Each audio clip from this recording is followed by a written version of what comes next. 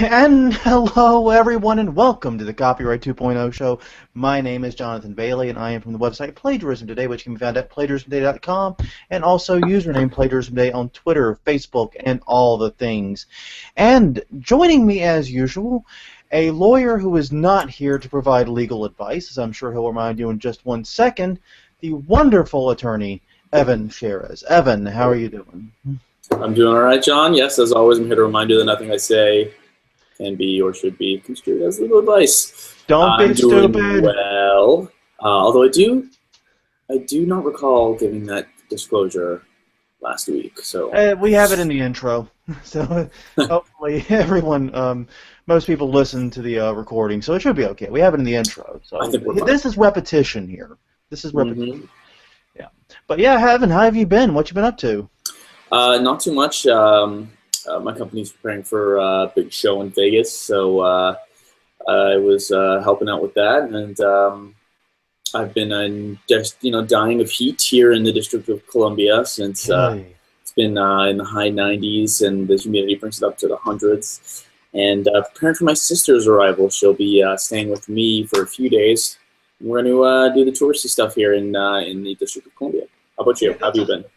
Because you and I both live in touristy towns. I'm in New Orleans, you're in D.C., and that's the thing. Whenever someone comes and stays with you, you got to do all the touristy stuff.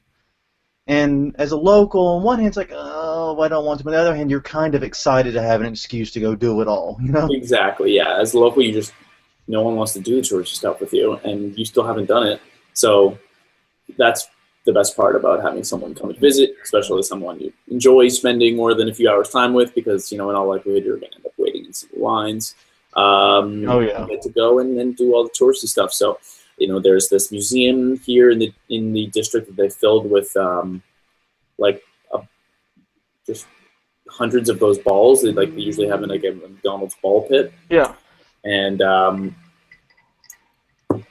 sorry, my phone was ringing. And we're going to do that. It's apparently a big attraction, and we're going to do the monuments, etc. And Smithsonian, maybe at least swing by. That's what what are some of the touristy things in New Orleans that you haven't had the chance to do that you would like to? A lot of restaurants I haven't been able to make my way to. I don't think I've eaten at Commander's Palace. I have not eaten at Emerald's. Supposedly, those are touristy places to go. It just hasn't come up. I've done the French Quarter thing. We're kind of unique in that the French Quarter is the tourist area, but it's also actually a place locals go to too. It's just different sections of it. So I'm used to spending a lot of time in the French Quarter for various things. But yeah, there's a significant portions of the city that I either have not explored in many, many moons, or I have not done recently. So not done at all, rather. So. Cool. So why don't you tell our users, our listeners, what we'll be talking about today? Yeah, we've got a lot of interesting stuff this week. We missed a little time. I was traveling. This time it's my fault. It's all on me. I was actually at a water park and a theme park, so you can totally blame me for a little time. But yeah, we're talking about, we have a little bit update on an MPAA lawsuit that is going down as we speak. We have a pair of updates about Oracle, one in their case against Google and one in their case against a company called Rimini Street. FilmOn scores a very unexpected win, I guess is the way to put it. No one really saw this one coming. A scandal at Twitter as Twitter deletes jokes after a proper copyright notice. You're going to hear about it in a minute. We also have Billy Corgan in the news. Smashing Pumpkins just played here, actually. Also, we have an update on the Kim Dotcom story in New Zealand. And finally, once again, ripping CDs and movies for personal use is illegal in the UK. We'll have an update on that and how all that came about. The no takebacks rule not applying to the UK, apparently. So, yeah, a lot of stuff to go through. You want to start plowing our way through it? Let's do it. Well, the first story this week is looking at the MPA, or specifically the major movie studios have filed a lawsuit against the MovieTube websites. Now, apparently, and this was all kind of news to me, MovieTube is apparently like a conglomerate of websites that specialize in illegal streams of movies. And apparently it's like 24 of them. I was unaware of this. I'd heard of MovieTube, but I didn't realize it was so many sites. Yeah, there's about 30 of them, all using Yeah. different domain names. I guess they were hoping that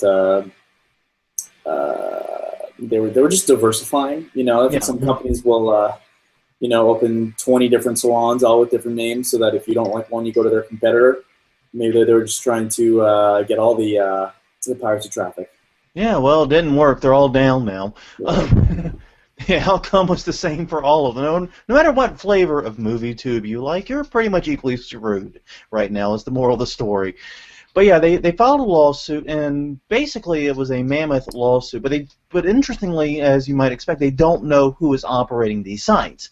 These were John Doe lawsuits, where they're saying, look, we don't know who this person is. We're suing them, and we're hoping through the course of this litigation and discovery that we will obtain the identity so we can sue them directly. Right. Most domain registrations, well, all domain registrations require information about the registrant and who owns it.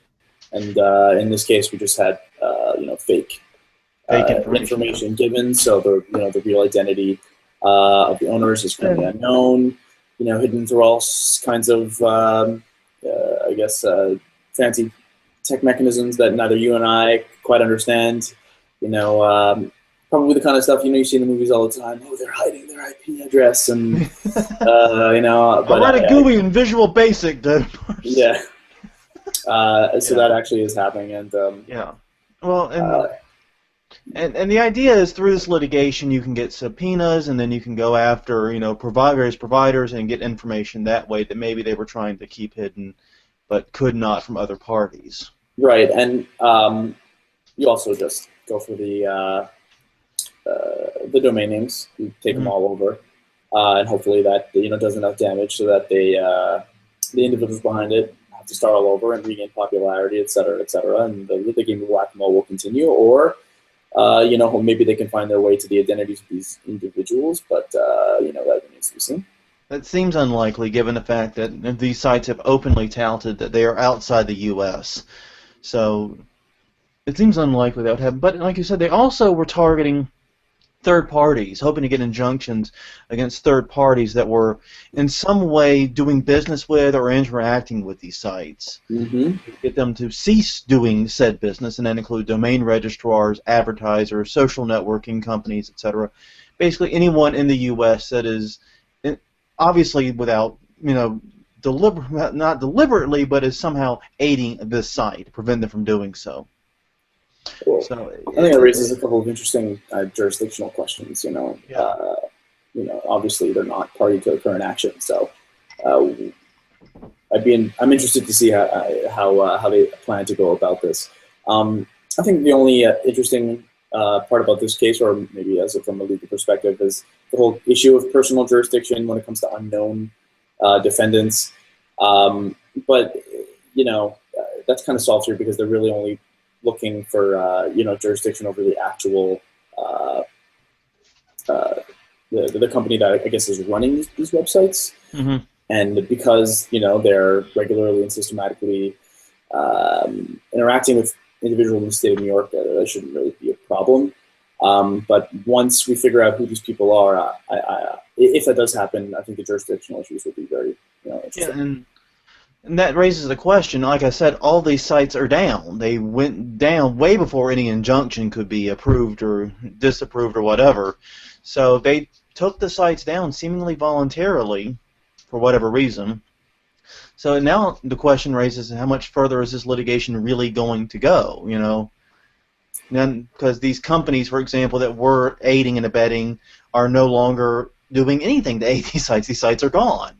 I think you're probably just going to see a default judgment because obviously these people are not interested in defending or even trying to fight the piracy allegations. I mean, as you said, they've admitted to piracy blatantly on I think their Facebook page. They said, well, yeah, we're stealing it, and we just don't think that you have the right to get us, or the ability to get us since we're overseas. And then the first salvo gets fired in any kind of litigation, and they fold like a deck of cards. Basically, is what happens. It's easy to stand. It's like the old saying: everyone's got a plan until they get punched. you know. And I think that's exactly what happened here. Their plan fell apart pretty quickly, and so yeah, it was a much more interesting story when I put it in the show notes, and we had a lot of hypothetical stuff to talk about. But that's life sometimes. So you want to shift gears to Oracle? Sure. So yeah, Oracle. This is a fascinating one. We've seen this case go up and down the legal ladder, if you will, from the district court all the way to the Supreme Court, and now back down again. It's the weirdest game of legal chutes and ladders you can play.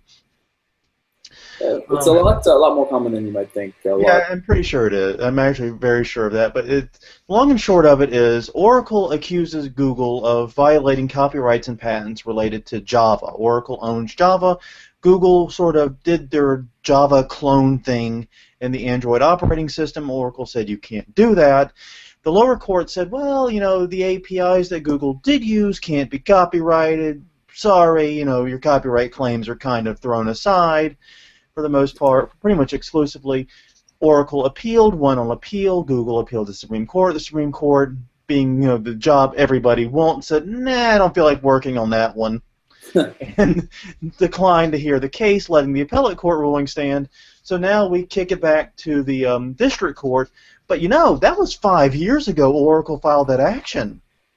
And you know, a lot changes in tech world in 5 years, as Oracle is now pointing out. And now that the copyrightability issue is settled for now, the case can move forward because you know, it's not the end of the case. Now that there is copyrightability, we have to still, you know, figure out whether there could be a fair use issue. There could be more defenses. Could be a lack of substantial similarity. Although I don't think that's the case. I'm pretty sure.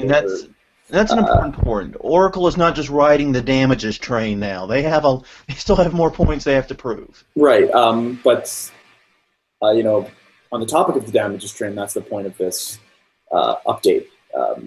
If they have increased market share, and if there's been ongoing violations, that all leads to higher damages. So that's where you have this desire to kind of update the situation, or the update the court on the success of Google. Yeah, and that's the whole point, is Oracle saying, hey, Android really blew up over the last 5 years. And guess what? They did it using our intellectual property. Yes, and now that $1 billion in damages we were talking about previously, maybe we should be talking about, you know, a little more. It's basically the pitch. Yeah, we could use a few more billion, right? Yeah, who couldn't use a few more billion?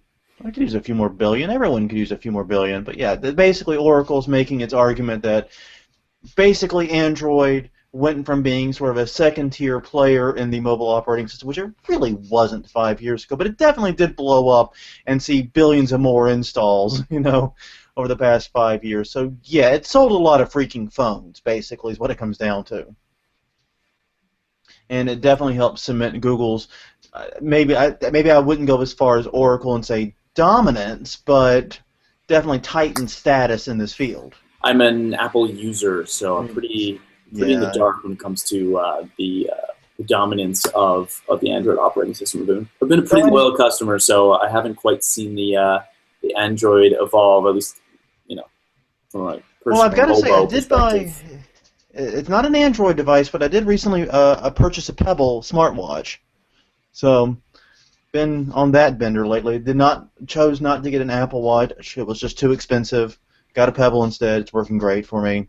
Gotta say, it's much simpler just to dismiss notifications here. And also, I love having a stopwatch on my wrist now too. As weird as that sounds, I miss that from a kid. Stopwatches and timers. What was that? That was a truck driving nearby. Sorry about that. It's all right. It sounded like a banta or something was about to eat you. Yes, random Star Wars jokes now. Not quite. Although, you know, I'm sure this is very interesting to most of our listeners, but we did have a very strong thunderstorm, and it's been a long time since thunder's been loud enough to make me like jump out of my chair. That happened yesterday. I think it must have been right over my head. And you wouldn't last 5 minutes in New Orleans then, or last one day, I should say. Our 3 o'clock thunderstorms would probably mess with you pretty bad. Right. So Oracle and Rimini Is it Rimini or Rimini? I honestly do not know. I've never heard it pronounced. I'm Canadian. I wouldn't trust any my pronunciations. I wouldn't trust mine either. I'm Southern. Neither of us have accents. They were out of luck. This is the mispronunciation podcast until further notice. Oracle launched its suit against Rimini. I'll go with the third option, and its founder by alleging that they had engaged in massive theft by downloading the support materials that Oracle produces on its website, and then it provided that to its own clients for a fee. These materials related to a number of different software, including PeopleSoft, JD Edwards, and Siebel, who are all firms who paid them to get this material from them. And so that's been ongoing since 2010. Yeah. Now, in this case, Oracle did something that's kind of surprising. Typically, like what's going on in Oracle's case against Google, we hear about these companies demanding more damages and wanting the maximum under the law, $150,000 per infringement, every infringement, blah, blah, blah, blah, blah. Well, Oracle has backed down from some of its damage claims. Now, I'm kind of wanting your insight on this. Why would a company that seemingly has at least somewhat legitimate damage claims say, nah, you know what, we're curtailing what we're seeking right now? Is it just to move it along faster? And well, sometimes you want to save face because credibility is very important. And if it's clear to you that your initial estimates were outrageous and you kind of stick to your guns, you may lose credibility in the face of the judge. In these situations, a lot of the financial requests are based on the hypothetical value of a license, and that value obviously has changed, and they want to make it a more realistic value per license.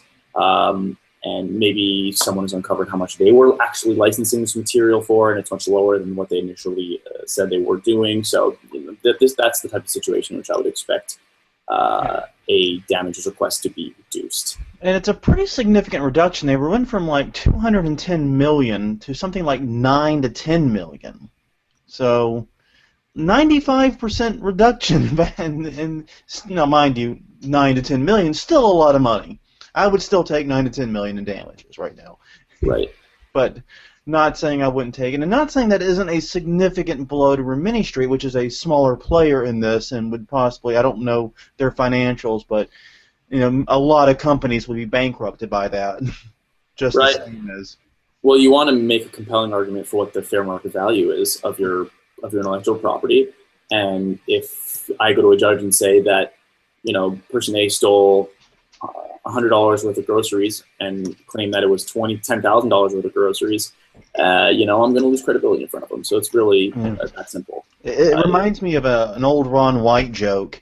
He talked about his car stereo getting stolen, and he went to the insurance company and he's like, well, what type of stereo was it? And he didn't know because it's a car stereo.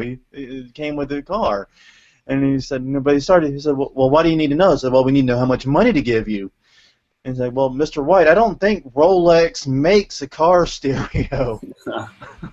So it's like that, yeah. I guess that's the point. Is you got to have credibility, and this case is heading to a September trial. I mean, that sounds like a long ways off as we record this in July, but it's not. That's practically tomorrow in legal terms. That's coming up quick, so I guess they're trying to get everything in order for when they are. I guess they're A, genuinely expecting to be in front of a jury, and B, trying to make sure they have maximum credibility when they get there. Right. The initial figure could have been from a settlement negotiation standpoint, and now that they're going to go to trial, they don't want to get blasted, or they don't want their experts to get blasted on cross-examination. When they're trying to allege just such a gigantic number and the evidence just isn't there. On my point about credibility in front of a judge is tenfold when it comes to credibility in front of a jury, because if you're trying to convince a jury... We actually saw this recently. Right. If you're trying to convince a jury of an outrageous figure, then you're going to lose the whole thing.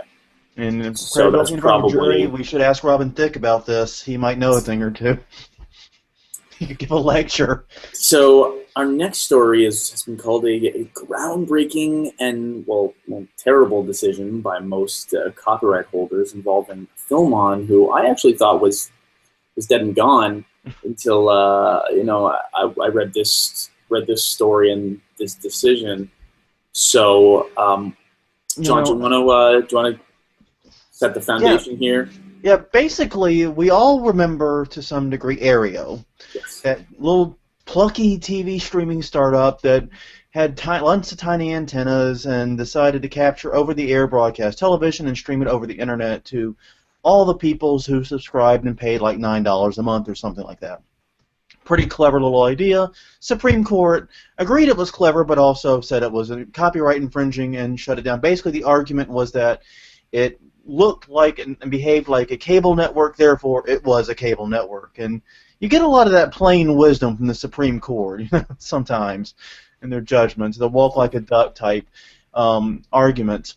Now, the problem with that was there is a statutory license system in place where cable companies can say, hey, I'm a cable company, I wish to broadcast ABC, CBS, NBC, and all that, and here's the amount I'm pay the statutory license, and they have a right to do it without negotiating deals with all the individual broadcasters. Right. So normally, in order for someone to reproduce or perform or distribute a copyrighted work, you got to go to the copyright owner and be like, hey, I want to do this. Let's negotiate a way in which you would let me do this. However, in a few circumstances, known as you said as compulsory licenses, a copyright owner's permission isn't required. You just have to pay whatever that license fee is, and you actually pay it to the Copyright Office, which is odd, but the Copyright Office kind of acts as the middleman here, juggles the money, and distributes it later. I'm hoping they distribute it.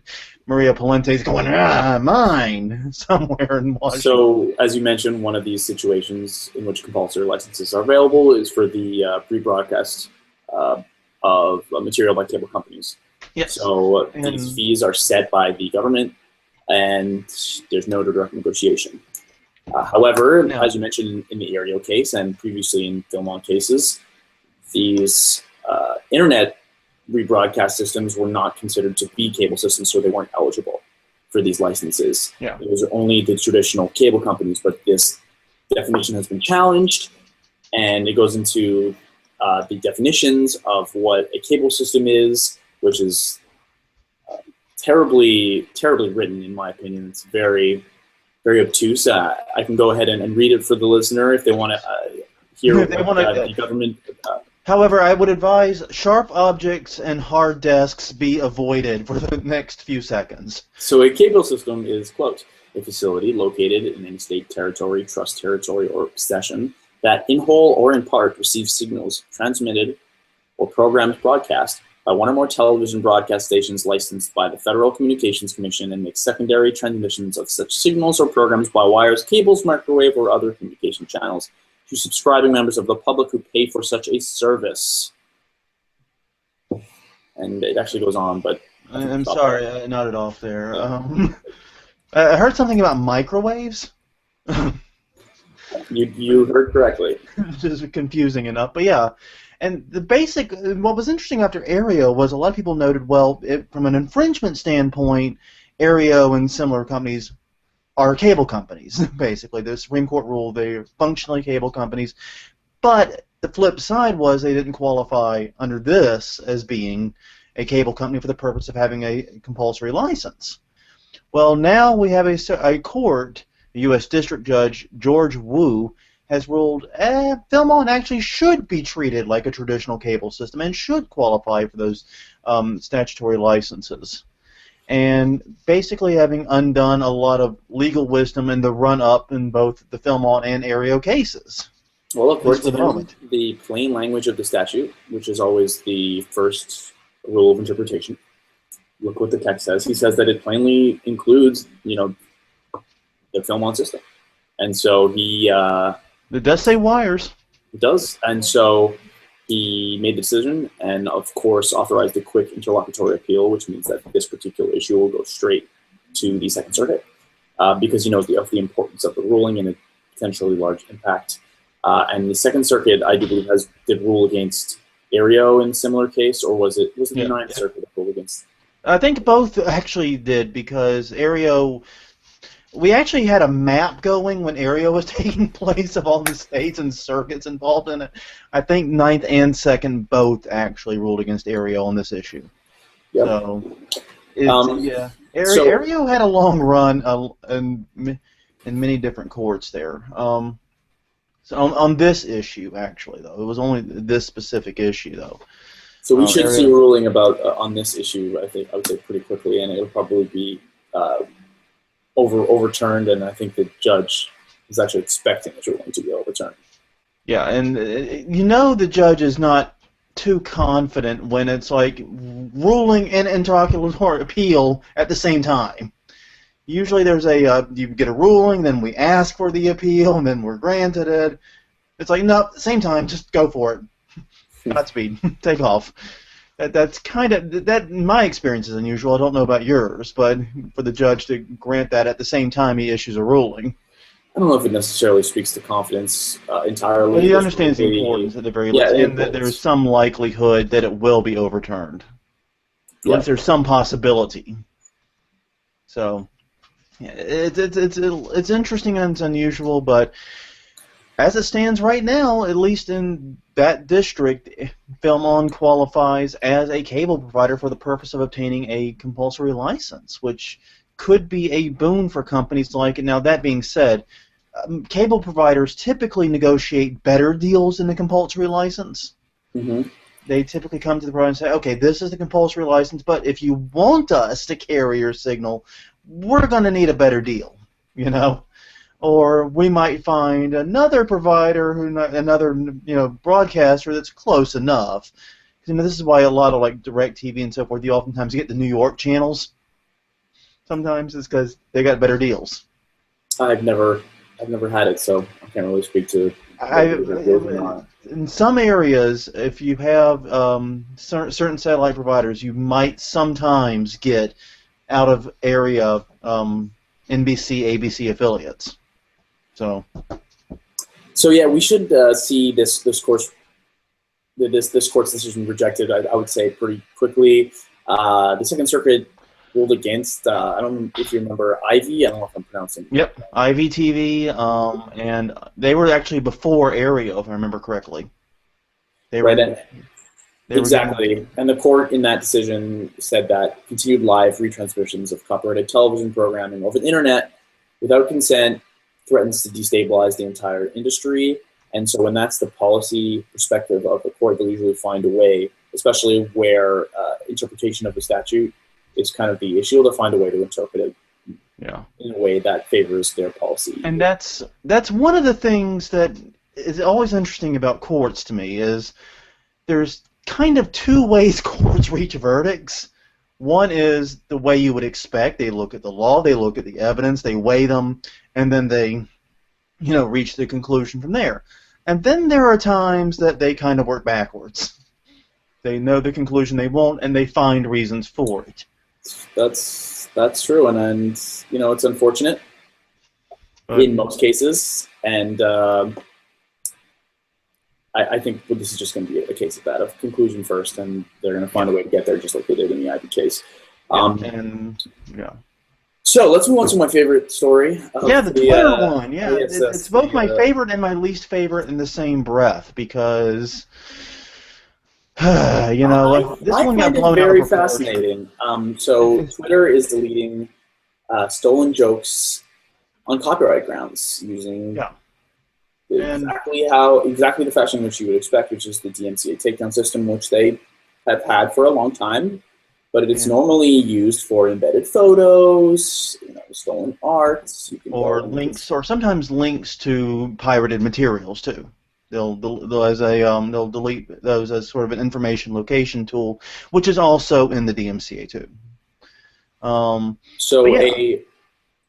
believe a young woman. She's a writer. I followed her recently, and then she. What is her Twitter handle? I was not able to locate it. I tried briefly. Maybe I had the misspelling of her last name. It was RUNOLGARUN, Runolagaran.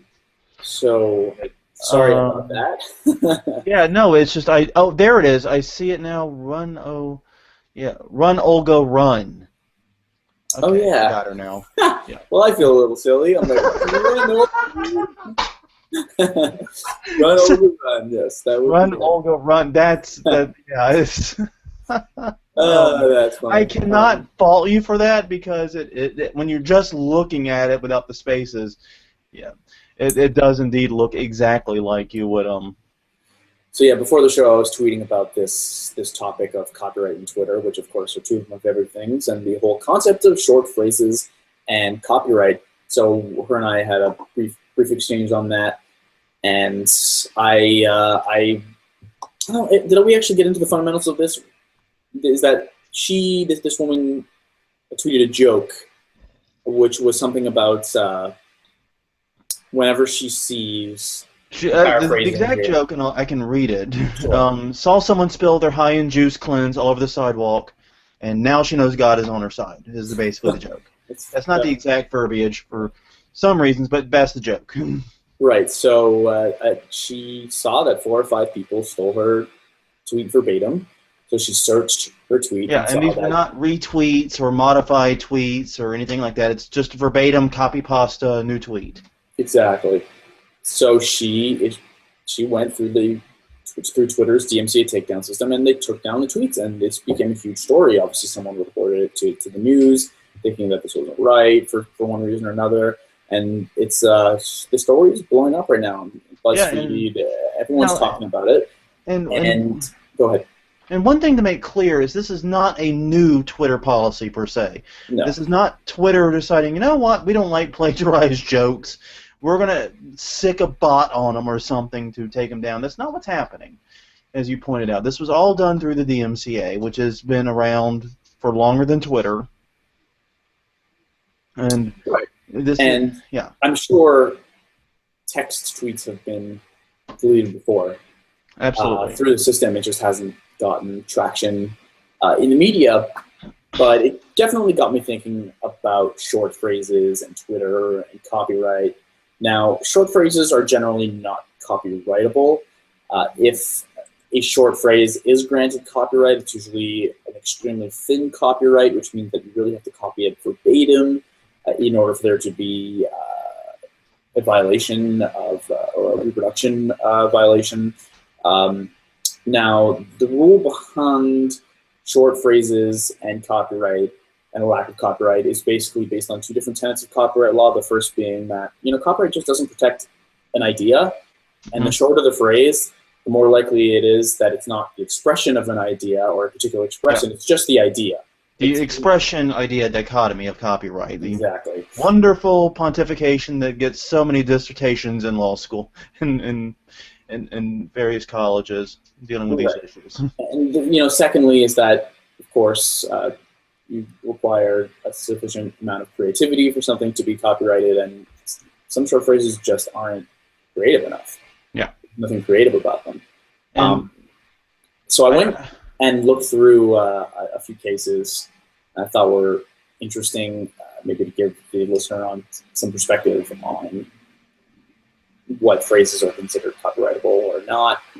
There's a case, Narrow versus Freeman in '89, in which 2 books were compared. Obviously, one author thought that another author took too much from him, and there were 8 phrases that were taken exactly, other than, of course, a general inspiration. The 2 books were on the same topic, including the phrases, quote, a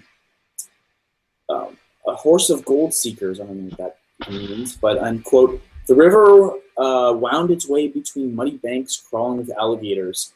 And so even though these phrases were taken exactly, there was found to be no copyright infringement because these phrases were not sufficiently creative to even know copyright. Now, phrases that were shorter than that, however, have been found to be infringements if they conjured up the image of a character. So, for example, a T-shirt that said "E.T. Phone Home" was found to be an infringement of copyright, which, in my opinion, seemed off because it was really seemed like copyright law trying to do the work of trademark law. Maybe. Yeah, that seems more like a trademark to me too. I Yeah, was just thinking that as you said it. I didn't think of that one. There's your example of a court finding a conclusion first and then, you know, making its way to it.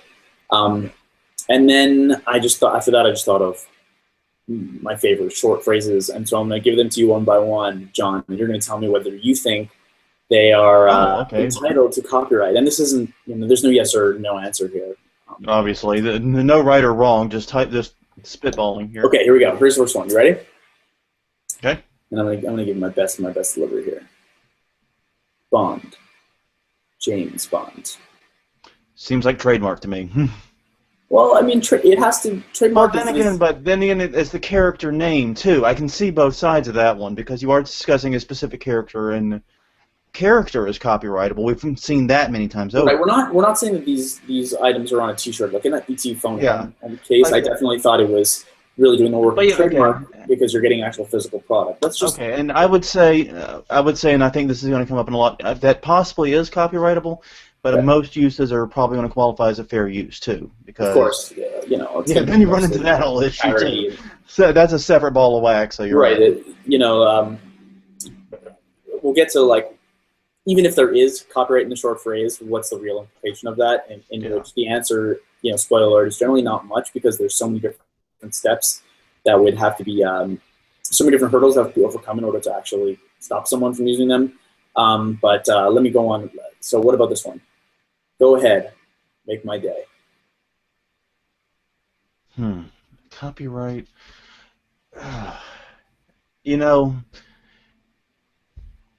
I'm almost certain there is prior art of that one. Well, prior art is a patent term, but I think what you're alluding to is that you know what I mean. I know this is a very basic. Yeah, but right? It was made famous, but there's nothing inherently creative. No, there's nothing inherently copyrightable about it either. There's nothing, you know, directly connected. You know what I mean? Yeah. So I can't, that, and I'm almost 100% sure that phrase existed well before Dirty Harry. It just was made popular by Clint Eastwood's specific delivery of it. I think your instincts are in the right place here. You know, we have to kind of distinguish between the actual creativity of the short phrase and its fame. Looking at the text alone, if like just written out, no, I don't think it's copyrightable. But obviously, the clip of Clint Eastwood saying it with pointing the gun, that's definitely getting there, you know. Of course, well, you know, a clip. And that I think is where the creativity came from. In that one was the delivery, not necessarily the phrase itself. Okay, here's number 3. Toto, I don't think we're in Kansas anymore. Once again, I think it's a delivery thing, not necessarily the text on paper thing. I see a distinction here because you have got personal names, the names of the city. I think maybe this towards copyrightability. It definitely is more so than the Dirty Harry quote. I would push it more toward that way than the Dirty Harry quote. I'm still not quite ready to call that copyrightable by itself, but yeah, it's once again a situation where the delivery makes a lot of difference in that. Yeah, I think that'll be the same for these last two, and we could skip them. But what are they? I'll make him an offer he can't refuse. Yeah. And of course, my favorite. You talking to me? Exactly. That one definitely is all delivery. Yes, you talking to me cannot be copyrighted, but the delivery on it is definitely, obviously iconic there, and you know that. So, but here I'll throw something counter to you. We talked all about famous short phrases, but you could fit theoretically an entire haiku poem in a tweet. And obviously, haiku have been held up as being copyrightable in the past. Yeah, I think. Well, first of all, haiku is at least more than one phrase. There's at least 3 phrases in a haiku. Mm-hmm. So you're 3 phrases. Typically 3 phrases. Now the 757 thing is kind of an urban legend, but it's a specific number of syllables, short, but it is definitely 3 phrases. So yeah, I think a poem is copyrightable. If it's a terrible haiku that really isn't very creative, then first of all, no one's going to steal it. But second of all, the copyright will be so thin and likely only stopping other people from using exactly your poem. But, this goes into the last point I want to make about this is that, even if a short phrase is borrowed and used in another work, is stolen, thrown into another work, there's so many hurdles here. First of all, the chance that copyright doesn't even protect the phrase or short or small amount of phrases that you've written. Then even if it is copyrighted, the borrowing is like too small, what we know is de minimis.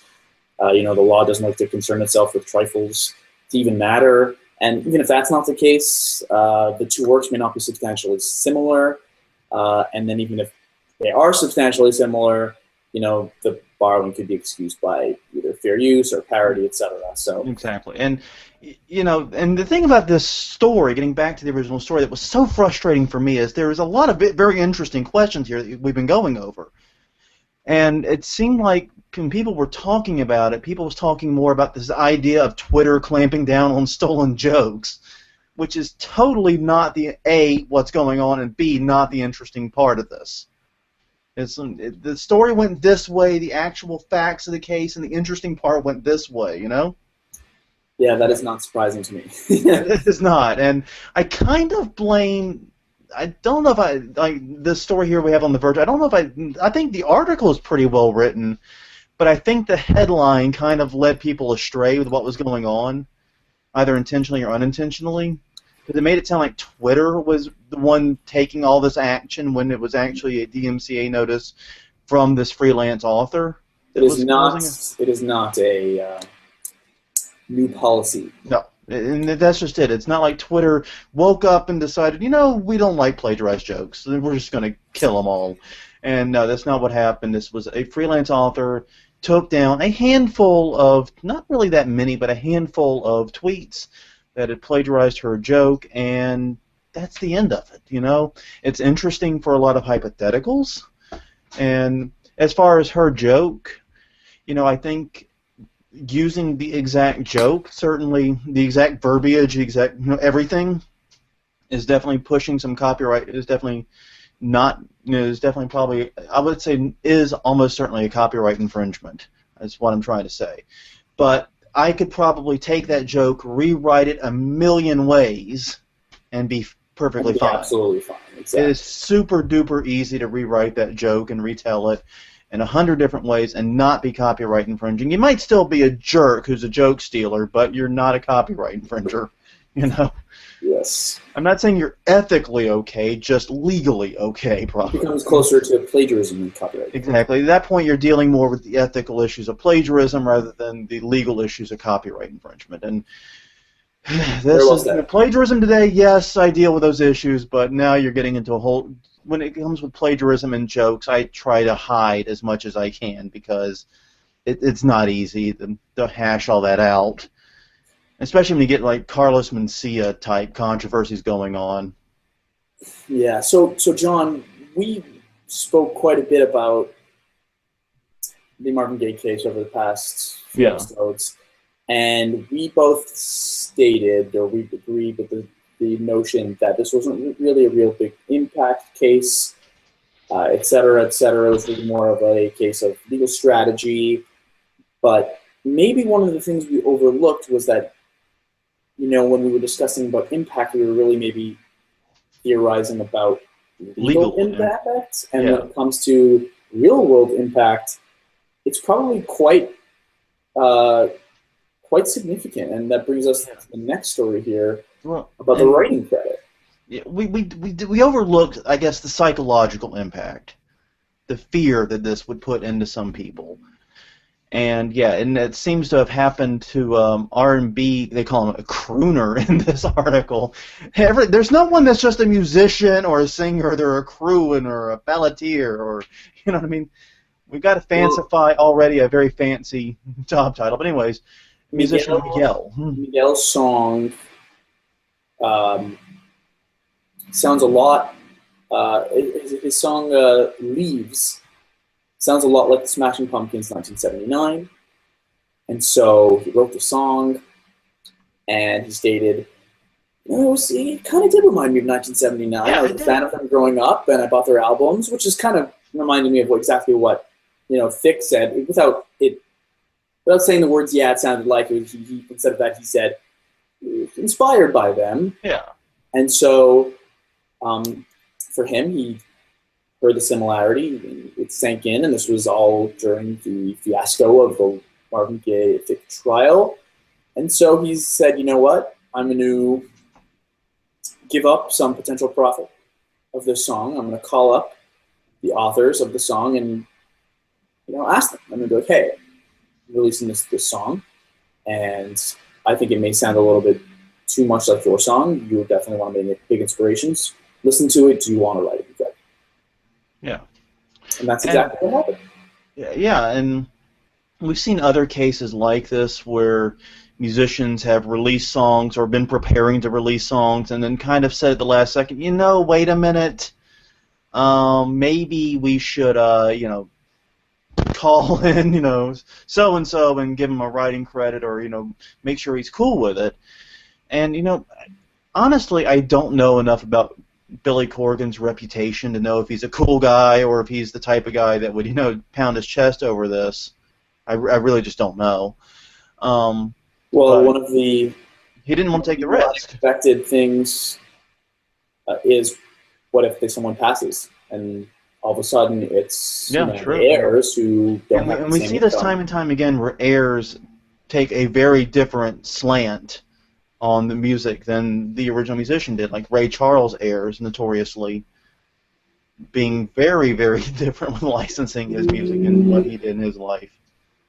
So, yeah, we see that all the time. And I was noted the Marvin Gaye estate. Would Marvin Gaye himself have targeted Robin Thicke? Probably not. That doesn't sound like a very Marvin Gaye thing. No, it does not. It just does not. But his estate did. And that's how we got the lawsuit. So, yeah, it's interesting, and I think you're right. I think the greatest impact of this might not be a legal one. I don't think we're going to see another case like it, but we might be seeing more situations like this where people just aren't taking the chance. Good. So, and I don't know. I think that may be the lasting impact of Blurred Lines rather than a legal sort of heritage. That brings us to our favorite person. Kim Dotcom, the guy that constantly screws up AP's style by having the last name .com and making it so difficult to write articles about him. .com says, it just sounds wrong. I think he did that on purpose. But yes, he has lost a fairly important decision, at least in his eyes, as an appeals court in New Zealand has ordered the Attorney General to, in turn, order the devices and other information seized from Kim Dotcom to be turned over to U.S. authorities. That's a pretty weird chain. It's a pretty lengthy chain there. Yeah, very, very interesting. We're ordering you to order. Frustrating. Could you imagine if a restaurant worked this way? It'd be very difficult. It kind of does work that way. It actually does, yeah. Wait a minute, I just thought about it. It does. The chef. You tell the waiter to, in turn, tell the chef to. Yeah, it's exactly like that. But yeah, basically, when Kim Dotcom's assets were seized in January 2012, along with his site Mega Upload being shuttered, a bunch of data and a bunch of stuff was seized and not turned over to U.S. authorities. The actual criminal prosecution is taking place in the U.S., and he is fighting extradition from his home in New Zealand to the United States. Now, the U.S. authorities already had a lot of data seized because Mega Upload servers were in the U.S. because reasons. I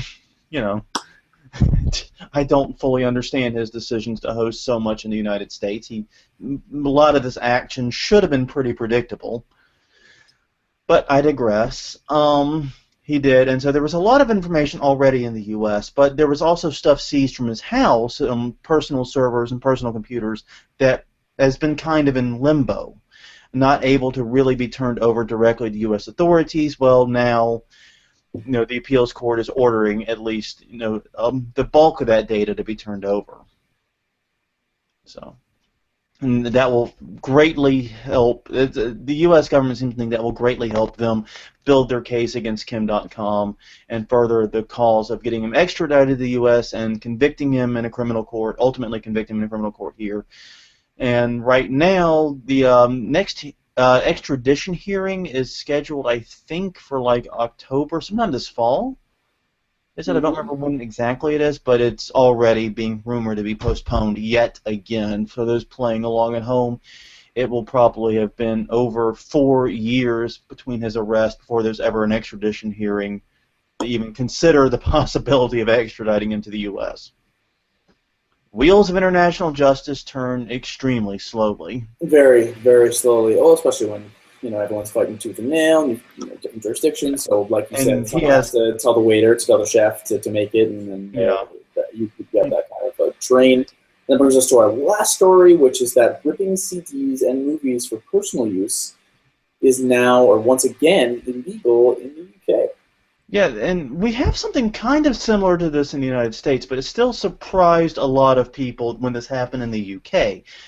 In the U.S., we have this idea that laws must be constitutional. That must abide by the Constitution. We hope, right? That's the idea. Yes. And that courts can rule laws to be unconstitutional. Well, courts in the UK can, in turn, rule that laws were improperly considered or passed improperly and for various reasons.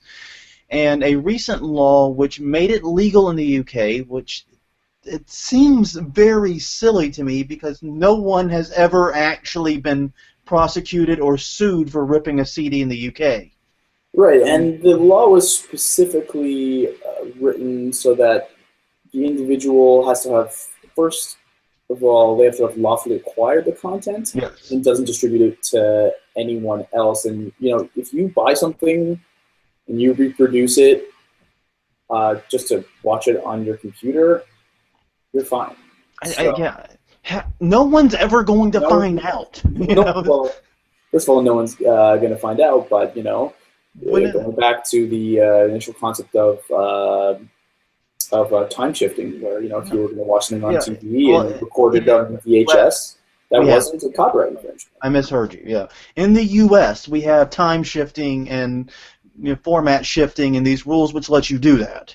Right. If you put a CD in your Mac and iTunes opens up and starts ripping it to your iTunes library, you're okay. You don't have to panic.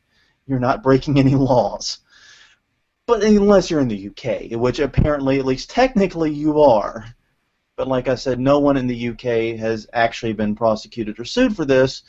But it's one of those things that was on the book. But yet, when the law was passed enabling that, making it formally legal, various rights holders challenged it, in particular UK Music, saying that the Parliament should have implemented rules which would have ensured rights holders were compensated for this infringement of their work. Basically what we would think of in the U.S. as a levy on the CDs, on the media. Yeah, that seems like the only way they would ever get any financial. Yeah, exactly. Any financial reward out of this is, a 2-cent tax on every blank CD that's sold.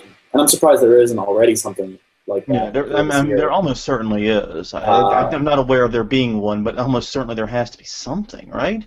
Right, and because otherwise there's really no way for them to ever enforce this right, because like you said, there's no way for you to be caught if you're, burning something and you're using it for personal use. Yeah. Who's going to find out? Yeah. I mean, and this is one of the reasons why in the U.S. you have CDRs, for a time at least. It doesn't seem to be so common now. You had CDRs that were sold for music and for data. Remember that? Right. That was solely because of levies. And I think they extended it so that it was all CDRs or something like that. It doesn't seem like they're labeled that way now, but they were the exact blank CDs. You could take a data CD and burn music to it and vice versa. But they were labeled for purposes. So it impacted the levies that were applied to them. Well, at least that was my understanding of it. I may have gotten bad information on that one, but it's bizarre, and frankly, I think it's all kind of silly because, like I said, no one's ever been prosecuted for it, and unless they do institute a levy system, there's no way to compensate rights holders. And we've seen firsthand in the U.S. how imperfect the levy system is when implemented. Right. I'm with you. I'm on the same page. Seems silly. Maybe there's another step that we're missing here, but yeah, reading the story. I don't understand why this was worth fighting, but there you go. It was, and they won. And basically what happened is the court ruled against it, and apparently there's like a 30-day period after the court does that where Parliament can make amendments or changes and fix the law, and Parliament just did nothing, and the time lapsed. And, well, now the law's gone. That's what happens. It's basically the court saying, hey, it's a pretty law you got here. It'd be a shame if something happened to it.